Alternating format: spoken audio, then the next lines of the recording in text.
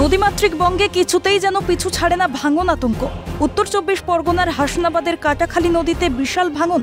প্রায় 200 ফুট নদী ভাঙনের ফলে চরম আতঙ্কে 16 নম্বর ওয়ার্ডের মানুষজন। যে কোনো সময় তলিয়ে যেতে পারে হাসনাবাদ বাজার। আতঙ্কে দোকান থেকে জিনিসপত্র সরিয়ে ফেলতে শুরু করেছেন ব্যবসায়ীরা।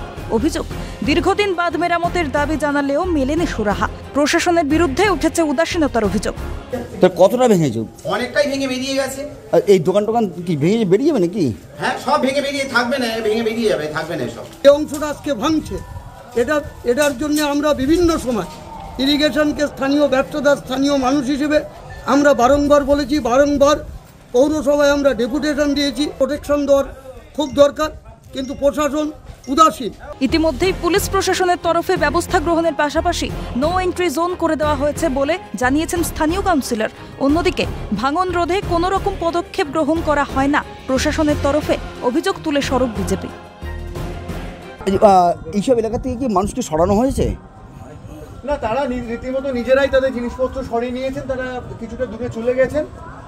আস্তে আস্তে প্রশাসনও এসে গেছে, পুলিশ প্রশাসন, তারাও তাদের মতো করে ব্যবস্থা নিচ্ছে। নো এন্ট্রি জোন করে দেওয়া হয়েছে কি? নো এন্ট্রি জোন করে দেওয়া হয়েছে ইতিমধ্যে।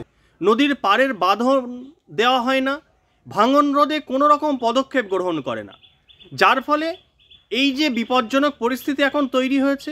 ভোট আসে, ভোট যায়, উন্নয়নের আশা নিয়ে মানুষ থেকে যায় সেই তিমিরেই। কবে হবে কংক্রিটের বাঁধ? প্রশ্ন তুলছেন নদীপাড়ের বাসিন্দারা। শামীম মোল্লার রিপোর্ট, ক্যালকাটা নিউজ।